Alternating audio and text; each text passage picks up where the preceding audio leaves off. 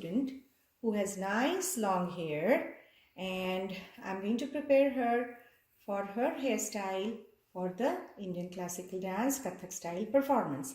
So foremost, nowadays kids, everybody has a different natural flow of the hair, whereas for the classical style, because we wear a beautiful bindi in the mang, so that's why we want to create a nice center partition. So this is a tail comb, and we use the tail of the comb. So taking the measurement from the nose, go straight up and create a perfect center partition and separate the hair accordingly. So she has nice lovely hair, and now after separating, we want to further make two parts. So here the part starts all the way up to the ear, and we can separate this part from one side, and then likewise all the way on the other side. The whole purpose of separating this is when we tie choti on the back side, we don't want the front part of the hair to be pulled back, but we can fluff them up and make a nice fluffy front area.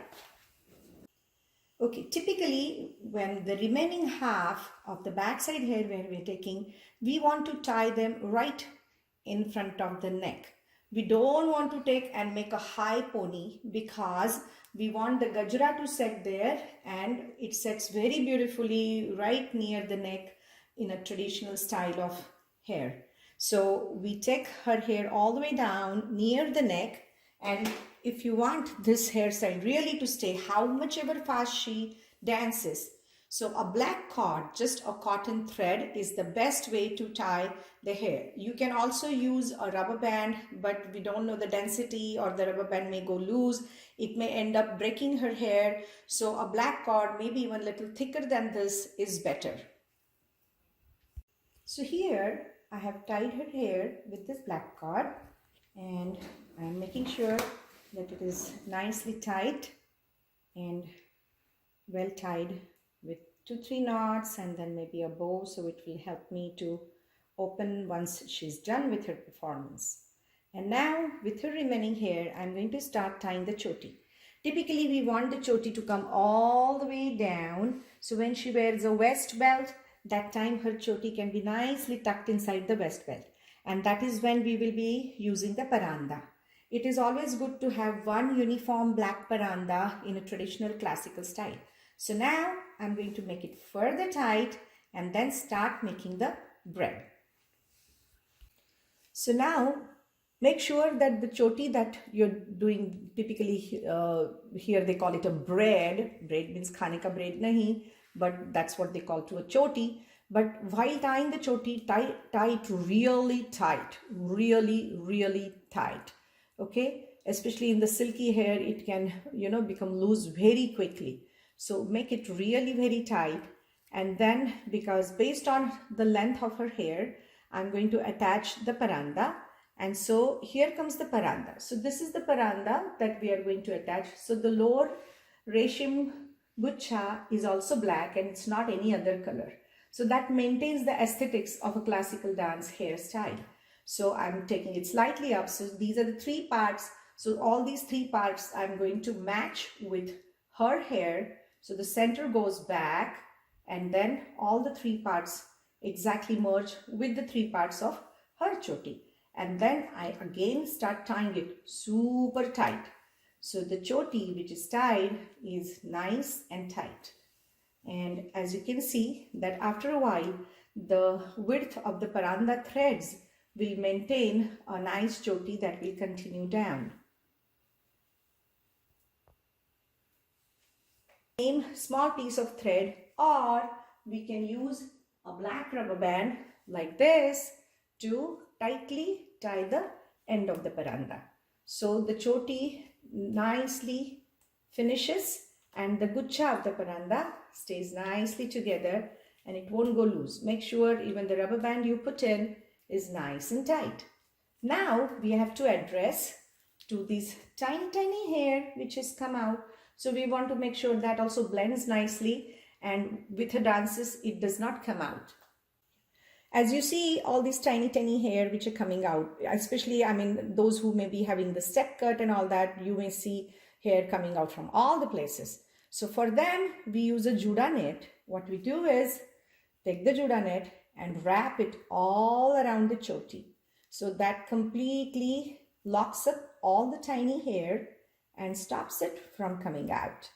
So after taking the Juda net and wrapping it up, you want the Juda net also to stay properly.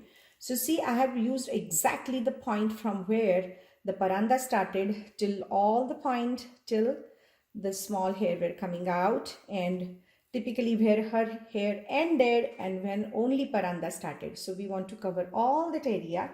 And now how do we put the pins? So this is the pin. We want to put it backside. We don't want pin to be seen, and put it from up to down. So there is no chance that pin will fall out, but it will hold the net very well. So I'm putting one pin and then one more pin. So all these pins are going from the back side of the choti, and that will hold her small hair in place. Nothing will come out. At the same time, I'm now tucking it till the end where the choti ended and the paranda has continued. So it all stays in place. Now, as you see the little bulge over here, so to keep that also under control, typically the point from where paranda is starting, you want to put one additional rubber band and take it all the way up and just put it on top of the paranda. So we can even make it tighter, as you can see that it's bulging out, and hold it even tightly. So I can have the entire choti come out from here and make it nice and tight. So now this paranda, which is attached from this point, really stays in place. Her choti also looks even and nice. Now we deal with this remaining half of the hair. Now we have the front hair. The whole purpose of not taking the front hair also here, the way we have tied it so tight, if we would have taken this, the whole thing would have been super tightly back. We don't want that. We want some fluffiness.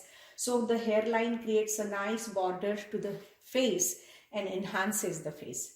So we want to slightly do the back combing, and that's the point when the tail comb comes handy. So vertically, I'm making partitions in the hair. So her center partition is here. So parallel to the center partition, I have created this, and I'm doing a little bit of back combing. So that creates little fluffiness in the hair. And then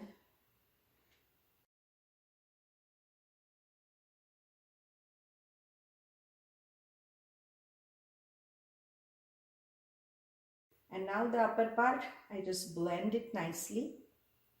Now she has nice tiny little hair which is going to look very pretty on the stage, and this is how we tie it. Now while tying, after collecting all the hair together, we give it a slight twitch to be on the safer side. One more twitch, not too much of it. We don't want twitched all the way back. And then push it forward. As you can see, it is pushed forward, so that adds on a nice fluffiness. And right here, you want to put the hairpin. Now, right now the hairpins which I'm using are a little more whitish, so it will be easy for you to see them and locate them. But on the stage, you don't want to wear the metallic color white hairpins, but they should be exact black so that they blend with the hair and they don't stand out. We don't want the hairpins to be noticed, but we just want them to do their job of holding the hair together.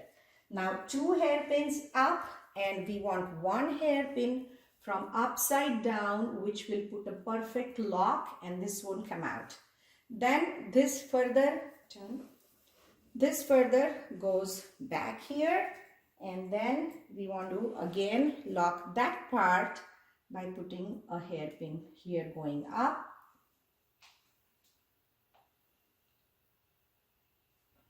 And again, every time we are going to put a lock on it. So whichever hairpin goes up, In the same spot, we put a lock on that hairpin.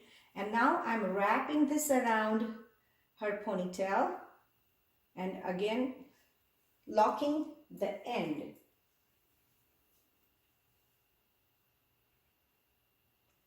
Now the same thing which we did here, we will be doing from the opposite side.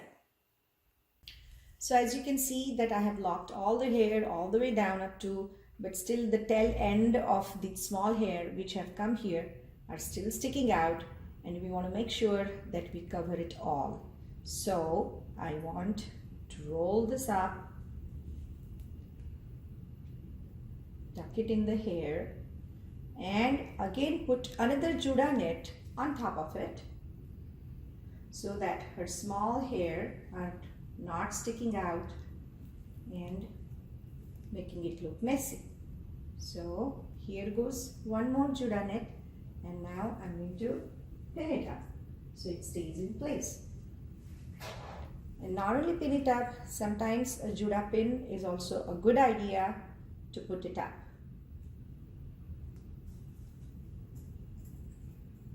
If you have thicker hair which are much more broader, then putting the Judah pin is a much better idea.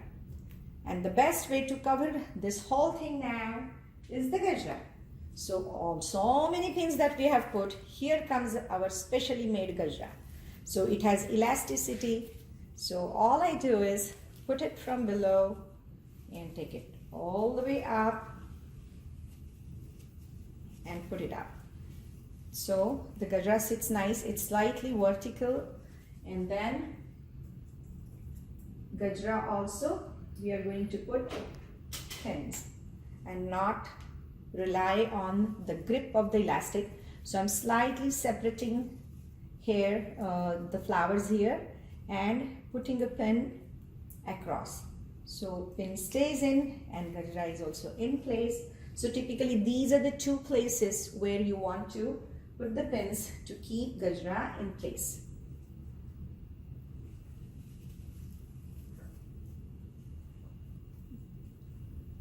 So I'm putting one more pin here to keep the gajra in place.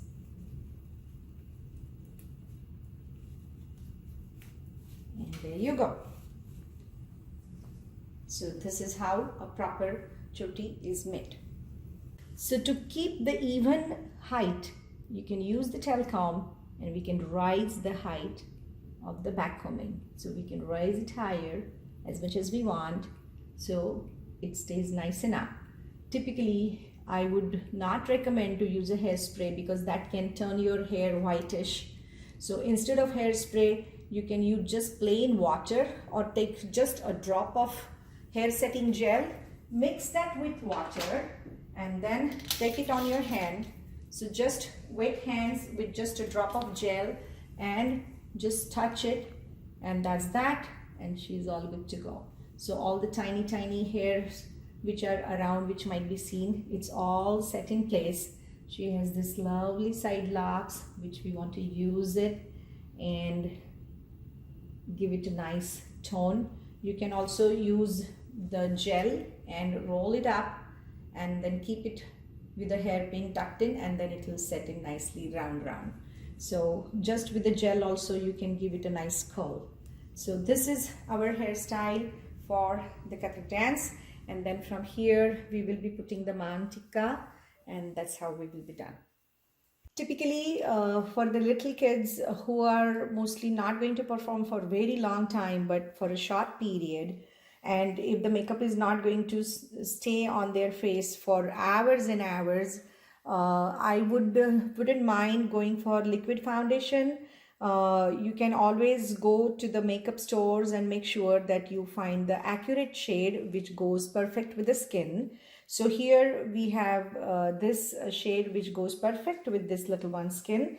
So it's a liquid foundation which is comfortably matching with her and which will spread on her skin very evenly and nicely. So what is important is when you're putting the liquid foundation, especially below the eye, corner of the lips, and we want the whole face to have nice and even skin tone. With the kids, it's so much more easier as they don't have the worry circles or the dark circles below the eyes. Very rarely you will find a little baby with a dark circle. They already have the naturally gifted, beautiful skin. Turn that side. And so we just want to put the basic foundation, liquid foundation, which is easy. Look up, only eyes up. Yeah, thank you. Keep your eyes steady, don't blink too much. And we just sprayed over this liquid foundation evenly. So as you can see that it is nicely and evenly spread.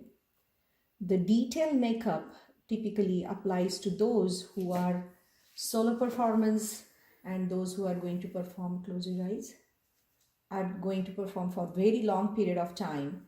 And for them, we definitely don't want to use the liquid foundation, but pen stick. So pen stick is a solid foundation base which will stay and sustain for longer hours. And also when you're sweating and you're performing for long hours, that is the time you want to use the pen stick. But for the little kids who are performing for short period, you don't want to really put the pen stick on them, but just liquid foundation. But make sure that when you apply the liquid foundation, it's evenly applied, the even tone is there, it's not cloudy or patchy, but it's nice and even. So this is very simple and easygoing makeup, not very detailed. I'm going to work on that with the adult person over here. But now we're going for the eyeshadows. Now close your eyes, please.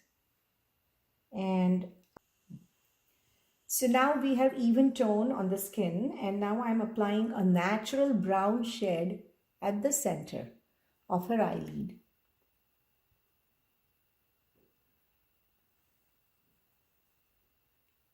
And then you can choose to use the brush. I somehow feel comfortable using the fingers as I feel I have better control on the intensity of the color. And now on the outer side, it depends on which color of the costume you're wearing. So if it is in the tones of the pinks or magentas, then I would say go for the pinks and magentas. If they are red, orange, then go for the red or orange color tone. As of now, I'm using the pink more. So the color of the costume which you want to be seen, it is on the outer side of the eyelid. At the same time, I'm making it deeper, as you can see, and it is heading towards the border edge of the eyebrow. And now the same thing I'm applying on the other side, where it is the remaining outer 1/3 part of the eyelid where the color is there, and it becomes more dense at the end of the eyelid, and it's sprayed over till the eyebrow. And now you want to use the highlighter to highlight the skin right below the eyebrow. And here the best way to do the highlighter is slightly raise your eyebrow.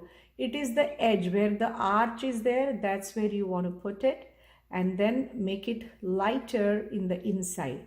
So the density of the highlighter is maximum right under the arch of the eyebrow, and then the rest part is blended together.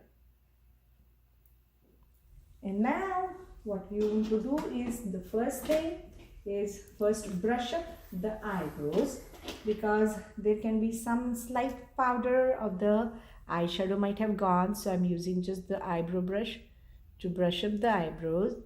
And typically with the young kids, you don't want to make their eyebrows thick and make them look more matured, but you want to maintain the tenderness of their face. And so here I'm using an eyebrow which eyebrow stylist already has a flat pointy shade. You don't want to make it, no, don't move your face. We don't want to make it more deeper or anything. We don't want to go on the lower side of the eyebrow, but just upper side And what is important is give the arch nice shape. And typically in the classical dance, we take it out slightly. Likewise, on the other side, I'm slightly starting from the lower end and then going up.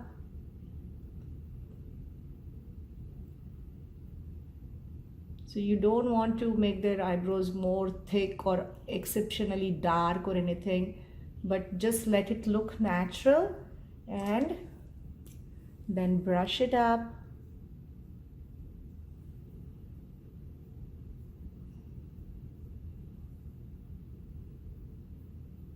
And let it have the natural look. And now we come to the eyeliner. Now before we put the liner, typically for young kids, I wouldn't put liner below the eye, but just keep your eyes steady. Look that side. So I'm just putting a little bit of kajal. Keep your eyes steady. And then keep your eyes open.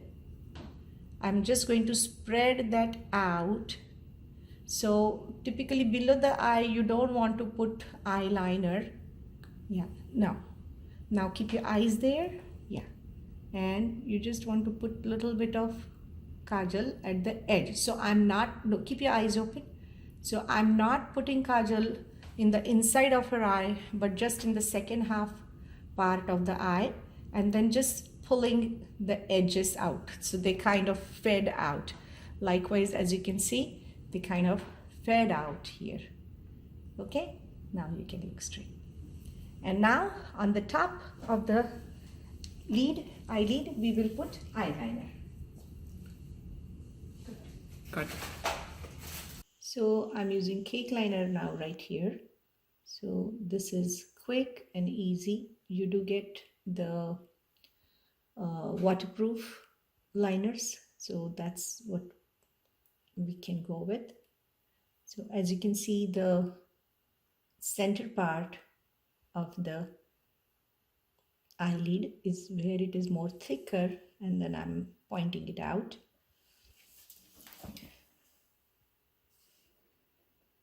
And same we want to apply on the other side.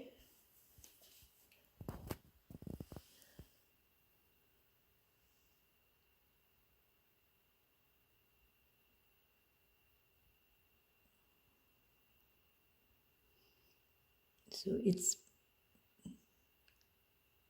thinner in the inside, and as we move out, it becomes more and more thicker. And then as it goes beyond the eyelid, it will have a pointy finish. So here we go. You take it out.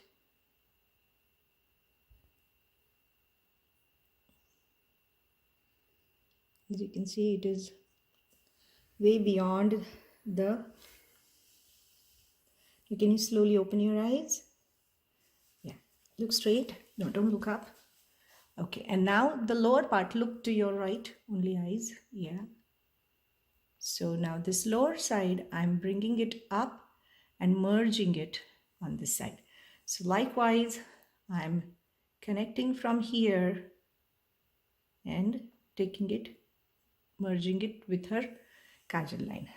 So always remember, for the little babies, you don't want the black to start all the way from inside, but just slightly thin and then going out. That's what we want to do it, not take it here, but just the kajal and make it nice and shapely at the end. The basic thumb rule is when you're applying mascara to the upper eyelashes, you want to look down. So this is how you put the mascara to your upper eyelashes. Likewise on the other side.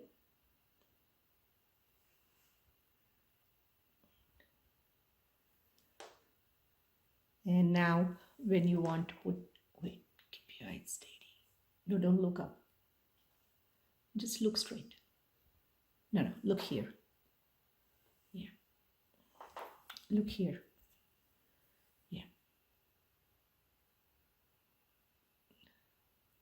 So make sure that mascara is nicely applied And now can you slightly look up here? Yeah. And for the lower lashes, you don't have to really bother them, but in case if you feel like, so just with the tip of your mascara brush, look up, keep your eyes steady. You just can slightly vertically, you can put that. That's it. So this is what the little ones makeup is done. We don't want to overdo it. We don't want to make them too gaudy, but just natural, comfortable look. Now we come to the lipstick. Now first take the dark maroon color, slightly open your mouth. And first we want to do is outline the lip. Okay, so we don't want to outline all the way to the end, but we want the lower lip to look smaller than the upper lip. Close. So now here her lower lips is too small, so I'm actually expanding that and making it slightly big. And then no smiling, no smiling, no smiling. Keep your lips steady. Close. Now the upper lip, as you can see here, it is slightly down and there it is slightly up. So this is make up. So we basically want to, give the finesses, whichever lines are missing, we want to create those lines. So I'm making the upper lip also slightly bigger.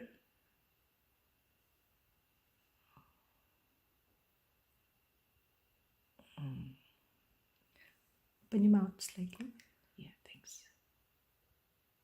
And bring that line all the way down.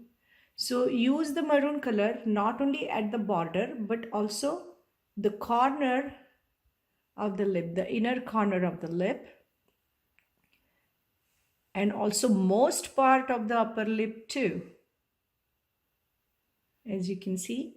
So whatever color is the costume, either it is in the family of the pinks, or if it is family of the reds, if it is in the family of blue or green, if it is in the family of blue, you still want to go with a pink color tone. If it is family of the greens and reds, you want to use the red one. So here I am using a nice bright color, and that I'm putting only in the lower lip. Now just slightly do it and leave it. That's it. That's it. Open, normal. Yeah. So that's, it has got blended. Now you can smile. And that's how her lipsticks are done. And remember, for all the Kathak students, we don't use multicolors, some different tones, bindis. When it comes to the kumkum or the bindi, we typically use the red or maroon color bindi. And this one also has a slight black border. So from the stage, you want it to be seen. So you can't be wearing a very tiny little bindi, but a more visible bindi. And maroon color with the black is the best. And maroon is the only color, that's what we will be wearing, and not different colors. So make sure everybody wears maroon color bindi. As you can see, now we are dressed with the dance costume, the necklace and the earring. The chain is going up, and this is how we make sure that the chain is nicely placed, and while dancing this doesn't fly off. So even after putting the hook, you don't want to take the chances of just letting it stay just on the hook, but now I'm taking a pin and I'm locking it up with the pin, and also making sure that there is another lock of the pin which make sure that it is secured and it wouldn't fly off. So I'm putting one more lock pin. So now her chain is nicely set. You can take it slightly higher, and so it won't fly off. So don't just rely on the hook, but make sure that you put the cross pins and it stays in place. As I said earlier, right now these pins, we are using this so you can see them, but you don't want the metallic color pins, but you want the black pins which will merge with her hair. Now we are going for the mang tika. Always remember that the pendant should be right where the hairline begins. So you should put it right there and then put a pin here and tuck it in the mantika. But while dancing, as you take the spins and the swirls, the mantika can start flying off. And that's why, to make it sure, we glue it here with the spirit gum glue and with a little cotton ball inside, and put glue on both sides of the cotton ball, and then the other side which glues on the skin. But I don't want to take just those chances. Sometimes even spirit gum becomes dry and it can come off. And that's why I'm going to hold it with the black thread. And I'm going to show you how to do that.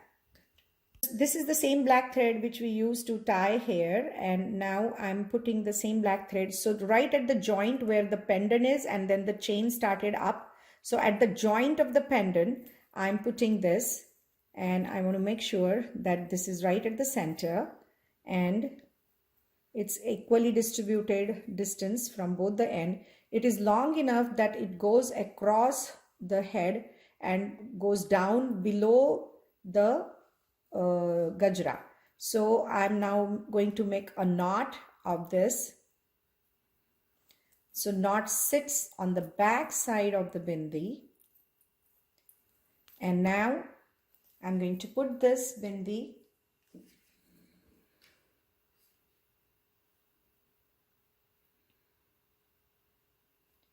in the hair and bring the pendant right where the hairline begins. And then you want to take this thread. Now I would ideally use a hairpin even to hide my thread. So I'm tucking this in the hairpin. And now I'm using hairpin like a needle to put it through the hair so the thread goes underneath. So now I have just tucked in this thread in this hairpin, which I'm using actually like a needle. And then I'm putting that through the hair so that the thread is not predominantly seen in the front, but it goes from inside the hair. And now I'm taking this out. So as you can see, it is gone from inside. And now I'm taking the pin out. And so this goes from behind and also from behind her ear. Likewise, this also goes from behind her ear all the way back. And now I'm taking it, turn back. I'm taking, see, these are the two threads I have got, and I'm taking it all the way down below the gajra. So I'm tying her bindi all the way down. So the thread of the bindi all the way down, as you can see, right below the gajra. So there is no chance her bindi will fly off or go anywhere, how much ever rigorously she may dance. It will stay in place. So this is how the bindi is tied. Now can you move your head? So it's only pendant that is moving, but her entire bindi is intact. So typically the dupattas are mostly either of organza or chiffon, soft material or crepe material. Now in this case, these are typical diamond tissue or organza kind of material. And this is kind of little stiff. So you want to make sure that you pleat it properly and make a really narrow pleat. So now in case of the small kids, when you make the pleats, make sure that both the borders of the dupattas are coming at both the sides of the pleat. So both the edges are nicely seen and the pleats are really narrow, so that it should not go beyond the shoulder. It should not go beyond the shoulder. The dupatta should be so narrow that it should stay on the shoulder. As you can see that I have already pinned the dupatta over here to the shoulder, and then it is not too far down, just 3-4 inches below her waistline. And then we put the kamar patta on top of it, and from the back side, as you can see,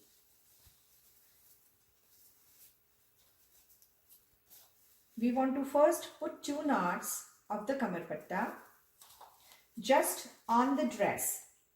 So first we tie kamar patta just by itself, and then After tying that, then I take the choti. Make sure that she looks down when you're tying the choti, because in her dance movement, if she has any movement where she has to look down, and if that's not how you've tied your paranda, then she'll get a pull on her choti. So first tie the kamar patta with 2 knots. So I'm putting 2 knots here with the kamar patta, and then take the choti and again tie choti on the top of the choti. Put 2 knots of the kamar patta. So it's securely kept at one place. And now we take this dupatta, let it drop, and then raise your hand up. No, keep your hand up. And now we take this dupatta from underneath the kamar patta.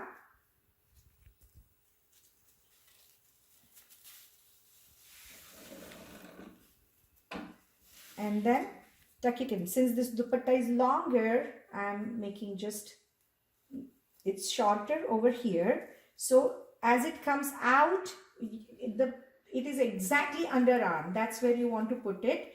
And then pin it here so it doesn't drop down. So right now I'm putting, just to reduce the length, I'm putting 1 pin here to the dupatta, and then I'm putting 1 pin over here to secure the dupatta. So that pin you want to put it from inside, so dupatta is nicely secured. So we will go over another pattern of draping the dupatta with the adult students or anyone who is going to wear ghagra.